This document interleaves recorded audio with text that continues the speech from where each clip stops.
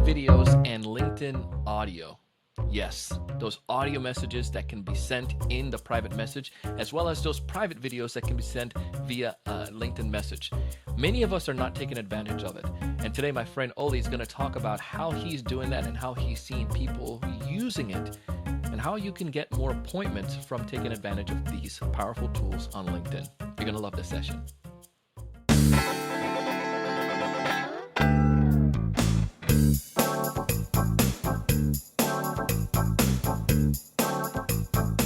Hey, everyone. Welcome to another great episode of the Sales Evangelist Podcast here on TSC TV on YouTube. I'm your host, Donald Kelly, the Sales Evangelist, and I'm so excited for another great episode. I'm so excited to be here with you today. And on this episode, we have an amazing guest. His name is Ollie Whitfield, and Ollie worked for a company called Vanilla Soft. He's going to talk about that at the very end of our episode today. But Ollie, dude, is like one of those individuals that I just really like connecting with on social media. He knows how to come with value, and he knows how to interact socially. He's going to share his insights on how we could take advantage of the LinkedIn voice feature as well as the video component and how we can do it well to land more appointments. You're going to like this session. We'll dive in right away and you start hearing some very, very helpful tips and some advice. So let's go ahead and jump into the session. Ollie, welcome to the show, man. Thank you so much for having me. This is a weird occasion for me. This is one of the podcasts that I know really well, and you've done so many episodes. I can't believe your work ethic. So it's just awesome to be here. I dread to think what number episode I am, but all the same, I'm glad to be a part of this. Well, I'm excited to have you. If you need to know really, really bad, you're 1431. So Wow. 1431. How have you done that, dude? That's nuts. Yeah, man. Awesome. We were doing 5 days a week at one point. And we jumped down to 3 days a week. And the great thing about it, I mean, I'm the talent, right? But the process happens behind the people who are making the sausage. They're the ones who make the stuff work great. And without them, I couldn't do it. So awesome stuff. That was very modest, very humble, but well said. Well, brother, I appreciate you. And you're one of those people I admire and your ability. From the very first time, if we were to go back to our first LinkedIn message, I think you were connected with Jack at that point back then. And I think you had used that as a connection point, or we had a connection point through Jack. And the message, your outreach message was just like spot on. It was like a personal message, and it wasn't like these canned things that I see. So every time when I think about effective social sellers, you're one of those people that show up on that Mount Rushmore, so to speak, of effective sellers through social media. Wow, that's an accolade. Can I put that in my LinkedIn headline? Is that okay? Please, you can do that. I'm on a Mount Rushmore of social sellers from the Sales Evangelist. But I want to get from you today, what are some of those things though that sellers can take advantage of? There's several new features on LinkedIn relatively recently that are just that's used great, and one of them is LinkedIn voice message, and the other part's video. So I want to break into that a little bit and just dive right in and tell us about it, like why and how can we use these to become more effective at setting more appointments? Well, you know what? The first voice message I ever got, I didn't know it was a thing. And when I saw it, I was on my desktop, and you can't, or at least at this point, maybe you can. This is how good they are at telling you what's new. I had no idea it was a thing. I didn't know you could do it. And you probably can do it by desktop, but I still don't even know if that's true or not. No, I had no idea what this thing was. And I clicked play, and I'm like, what the hell? How did this happen? How do I not know about this? And it wasn't a sales message. I confess it wasn't like a prospecting outreach. It was a guy checking up on something we were doing together, a webinar. But I thought, wow, that was like better than a 20-minute Zoom call. That was better than an email, better than like a 4-paragraph message with 9 questions. He just picked up the phone, and I presume he went, "Hey man, wanted to know A, B, C, D, E, F, G. Let me know, thanks." I hung up. That was it. And I thought, wow, that's awesome. I got to use that if I'm reaching out to some people. It's way quicker. Yeah. For your perspective, why do you think why did you like it a little bit more? You said because it was quicker, but there's anything else that made it stand out to you that I like this, and therefore maybe my prospects would appreciate or like this? I think for the same reason you're streaming this on YouTube. People like to see a person. They like to hear a voice instead of just text like an email. And for Mhm. that, that's sort of like the novelty part of it. Oh, this is shiny, this is new. I've not seen this before. The same reason I clicked on it that first time, and the same reason I don't get that many of them. Most messages we get, it is text based, which is fine. There's nothing wrong with that, but it's just another. This is a standout. This is a slightly different. This is slightly it shows effort in a weird way. I think now more than ever, we're all getting a bit upset, a bit bothered by how many automated outreaches we get. It's the Mhm. whole, hey, I saw that you commented on person's post, yeah, along with 14,000 other people that you sent that message to. Oh, yawn. But the voice note, unless, well, actually, I was about to say, unless you've got some kind of cool technology, they're starting to become, those technologies are starting to get around. But, anyways, I think it shows a lot more effort and a lot more personal, one-to-one effort to make that connection, which is why I know, okay, yeah, this is worth taking a look at. Yeah, and I think you go back to it's one, it's that effort. Well, obviously novelty side of it, but one, two is that effort that it takes for you to be able to do that. And the other part to that, three, is that it's not automated, and I think that's where it separates us. I don't know how many automated message you probably get from LinkedIn, or not from LinkedIn, but on LinkedIn on a day-to-day basis. If you were I a don't know. venture, Maybe 20 a week. It depends if my posts go well. yeah. That's honestly the trigger. It's if you got quite a lot of reach that week, you get more for some reason. Okay. We're going to come back to that too. So the let's say 20 per week that we're getting. And of those 20 per week, we are getting all of the automated messages. I can tell you on average probably about the similar, ballpark around there, maybe 10 to that 15, 20. But if I'm getting those automated messages, I know that right away that they're not to me and I delete them. So if I'm deleting that many per week, that's how much. Think about the prospect, and then just it's just like this breath of fresh air when somebody says your name or even reference something. They're like, say, man, hey, I see that you're working with Vanilla Soft. By the way, when I first saw the name, I thought it was like an ice cream shop, and I absolutely got excited to check you guys out. But anyways, man, the reason I'm reaching out is because of this. I would at least listen to this guy because I'm like, what is it? Where did he talk about this ice cream from? And it's just different. That's something geared towards me, and it's powerful in that aspect. And I think that leads to the appointment. But let's go back into talking the first part about the video components. Have you used videos at all when it comes towards LinkedIn in your outreach? I have, yeah, and I find that it's really common now in email outreach, and Yeah. not just for kind of what you would see on screen now if you're watching it on video. It's not just like the box with the head in the middle and the guy talking or whoever talking. You can use it for stuff like here's that 30-second demo or the screen share of your website, your LinkedIn profile, whatever. There's a load of different ones that you can do. I find the LinkedIn one, yeah, it's kind of got to be like this, just the Yeah. heads talking together. It's got to be me to you, otherwise it's there's nothing wrong with the whole screen share thing. I find that's perfectly acceptable. But if you're going for LinkedIn, that's absolutely one to one. There's no forwarding that message, Yeah. which there is with email.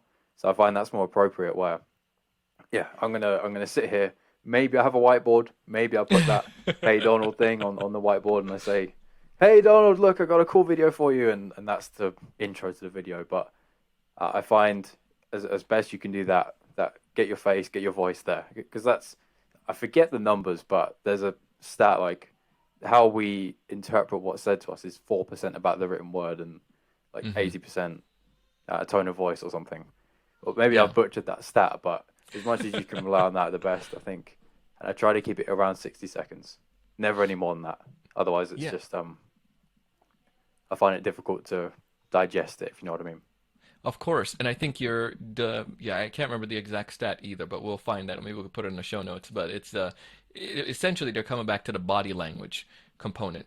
And if I'm just relying on text alone to convey that body language or to convey that message, I mean, text cannot convey the sales evangelist tonality. Like it can't convey to like your mannerism. And at that part helps. And I think that there's the component of all of this, the psychological piece, when it comes to human beings is that we think in pictures anyways.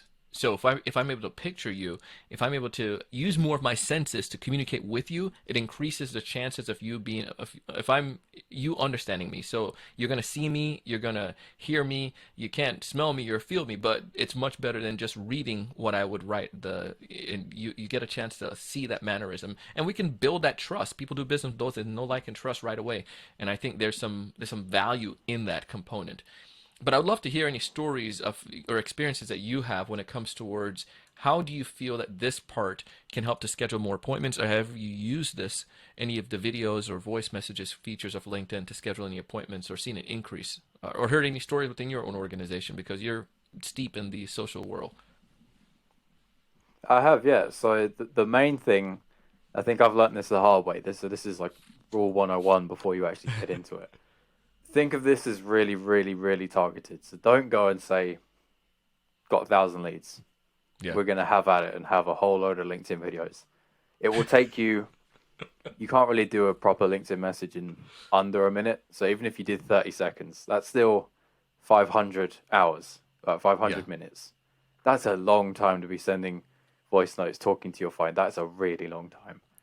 So I try my best to think, okay, this is cherry picking. This is not just the first outreach. You could use it at any point. You could say, just checking that we're still on for our demo later on or whatever. There's a Mm. whole bunch of uses, but aside from follow-ups, to get new conversations on the books, whether you call it disco or whatever else, I Yeah. reach out to a couple people, and probably the best tactic I've seen, actually, depending on your deal size, depending on who you sell to, might not be applicable, but if you can, I think this is really good. A lot of people start to reach out to champions first, and they sort of connect on the contributor level instead of going straight to the DM right at the top. And they can say, Yeah. "Oh, hey, just like you and me, we've had a conversation a bunch of times. We connect just as two guys." Yeah. And along the way, if it's appropriate, we can talk about, oh, maybe my company needs a bit of sales training. How do I think we're doing? Have I got any feedback, thoughts? You collect that information from a few people in the team, obviously in an appropriate way. It's not kind of stabbing the manager in the back at all, but you can bring that information to the decision maker at the end. Yeah. And there's no better way to do that, especially if you're trying to avoid that sensitivity with the tone, than a video or a voice note, because then you can make sure it doesn't come off bad. The amount of times I've got upset with people because they sent me a message and I totally misread it, that would have been a voice note and I got it totally right. You can avoid that and you can collect all the information you need, take it to the decision maker, have a great chat with them. Dude, love that, and especially the component there. And I think we go back to the novelty idea just as much as this is a novelty for our prospect. Many of us see a nice shiny object syndrome as a sales rep and like, yes, I'm gonna message every single person I know and send them a voice message. But you're right, cherry pick the right individuals or create that as putting some points down. But have that key or that Dream 100 or Dream 50 or Dream 30 list. Like these are key accounts, and based on those key accounts, then I could then look for individuals. Maybe there's 5 individuals in that company, and we did an episode at the top of the year talking about one of the things, the trends to look for. And there's a study by Gartner that pointed out that most organizations now making decisions based on committee aspects, and then also a lot of folks who are making decisions, a part of those committees are millennials. So the concept that we were to help sales professionals is that when you're doing that outreach, look for who else in that organization that could be a part of that potential buying committee based on their roles, or just others in that company. I love the idea there of getting intel first off from just personal connection with chaps or anyone in the organization, and then now you have ammunition or valid reasons to be able to help sharpen your pitch when it comes towards sending like a voice message to a decision maker. Anything else that you've seen or learned that can help when it comes towards these voice message strategies or using videos? You know what? Actually, the number one thing I'd add to that, Mhm. just dropping the voice note by itself, it looks a bit weird. And Good. that's not to Good. say that it's a bad idea. There is definitely the novelty effect. So, like I said, the first one I ever got, I automatically I clicked play. I wanted to know what it was, and I wanted to know how to do it. That's gonna But wear off. yeah, and sometimes if you've just connected with somebody, you and me have never met each other. I just connect with you now, and a minute or two later on, you get a voice note, and you think, what?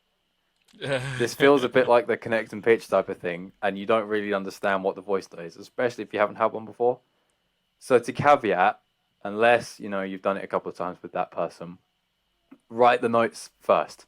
Set the Mhm. expectation. So you say to them, "Hey Donald, just wanted to connect. I'm just about to send you a voice note. Heads up," and you can say, it's about ABC, or if you want to, but I try and sort of keep it a little bit of mystery without being too Yeah. vague that it's deceptive. But try to sort of lay the foundation that I am going to send you this. You might think it's weird, but I'm still doing it. There's sort of like an authenticity there about that.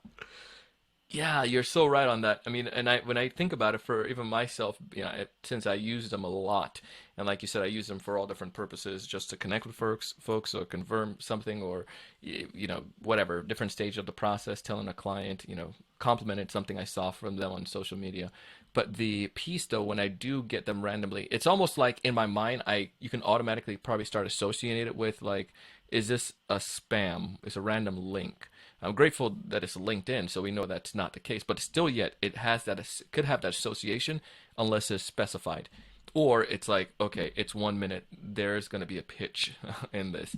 But if I'm able to if get something from Oli saying, hey, DK, this I'm sending you this message, and it's about this webinar that we're doing and a point that I thought could help your community. Take a listen and let me know if it makes sense, and I'll send you the link afterwards. Like, oh, cool. Let me see what he has to talk about. You Yeah, seeded it. I got this is like a weird one, but I got sent a pizza for my lunch out of nowhere by a family member last week. I opened the door. I'm like, what? What the hell? I didn't order a pizza. Why have I got a pizza? Is it for somebody else? Did I make a mistake? All these questions go through my mind. Not, I've got a pizza. All those things happen first. So if I got a message first saying, "Hey, just so you know, there is a pizza coming," I wouldn't have worried about it. But they have it. It's the same kind of thing. Just I prefer to lay the groundwork so that they Yeah. they understand what's coming. Yeah, if I got a pizza randomly, I'll be like, is this a real Domino's guy? Is this a real Pizza Hut dude? Or is this someone trying to lace something, trying to poison me? It was a good day. I had a barbecue chicken pizza for lunch. It was great.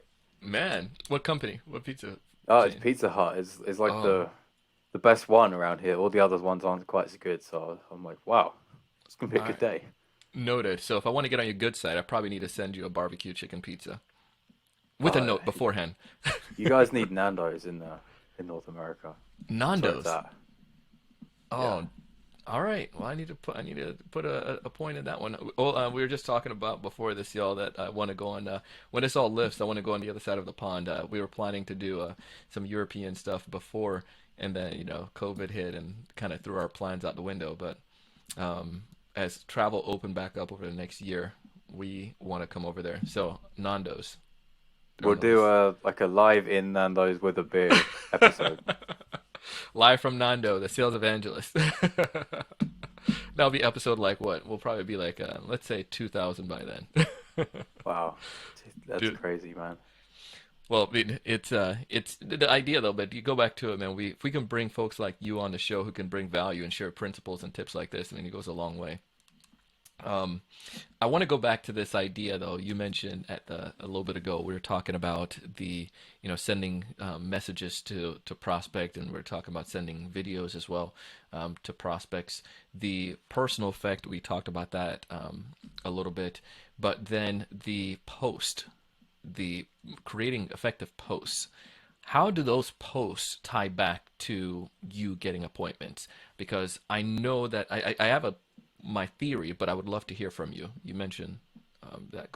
Tell us a little bit more about your strategy when it comes to posting on LinkedIn Oh, well, I'm trying to post every day. I'll be honest, every I'm day. finding it kind of difficult. So I have a podcast that's relatively new. So we put out two Mm, times a week. So yeah, that effectively does 2 days out of my five per week, where if you discount weekends. Then I have 3 days a week where it's not a huge burden, but you got to think about something and you got to work out what you're going to do. A long time ago, I was a big fan of list posts where you've seen it. There's like the top 20 sales podcasts by HubSpot or whatever. yeah, And you mention all of the people and they all comment saying thank you and you get all of their reach. Great, fantastic. That's kind of no longer in fashion. So I've tried to sort of reiterate on that. I did not coin this technique. I forget his name now. It's the director of marketing at Databox's idea. I'm copying him outright. I'm sure. going to say it. He searches for a keyword in LinkedIn and you put not name or company, but you can put content so you can see the posts with that certain keyword. So I might write Huh. podcasts, and I click the content tab, and I can see like 14 zillion podcast posts you can see. But if you type in something else like cold email, you get loads of cold email advice, and the top ones with lots of comments and stuff like that.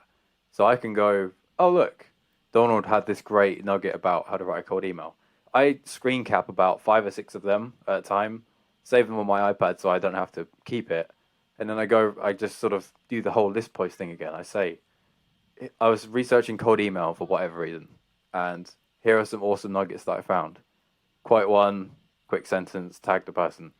Same, and then I post it. And I ask people, oh, hey, have you seen anybody else posting something like that? I could do that maybe twice a week, probably not too much more. Mm-hmm. But the actual benefit I get from doing that is 2-3 times better than what I would just do by myself. Yeah. I'm not sure why, but people seem to like it. It's sort of a little different. So you're curating now. So you're getting second and third degree connections that are coming back to you, and especially your first degree connections. Do you follow up on each of those? Because then you mentioned that depending on your post, how much you might have on your automation. But do you have any strategy from your standpoint where you would connect with them, or do you see how we could use voicemails or videos in that setting? And if you hear that screaming, that's my kid. No, In it's the background. 2021, man. That's what happens. Do you mean the people that engage with the post or Yeah. the? Okay, yeah. So I give it. Oh, it's difficult now, isn't it? So it used to be about 6 hours you would get a run rate on LinkedIn where it's kind of visible, but now it's like 2 weeks. So without checking every 10 minutes, I go maybe twice a day just to see if there's anything too much going on with the post. If it's really going crazy, I'll look at it a couple of times a day, see who's engaging with it. If people are, if it's not going that crazy, then I'll leave it once and I'll collect the big list of names. Yeah. Then I look through, check for ICP. Depending on the topic, not always is it going to be a great match. It's kind of like doing a webinar. You might get half, roughly. It depends. Yeah. Then I go from there, and chances are I'm not connected with a bunch of them because most of the engagement comes with the people I've tagged. So there's probably 4 or 5 people. They probably put a like on it or said thanks, and their people have then seen it from that. So I'm going through, and from there I just hit them with the general connect because they've seen me relatively recently. They probably don't need to know, oh, it's that guy that posted that thing. They know roughly who it is, and then you go from there. So it's the video could say, and I know it references that post again. Like I said before, you get thousands of people saying, I saw you commented on this post, Yeah. but we know that's automated. So when I do it by a video or by a voice note, it's not, and then Yeah. it's less weird. So as much as it's a marginal improvement, the medium shows the effort, and then more times than not, you do get the response. Love it, man.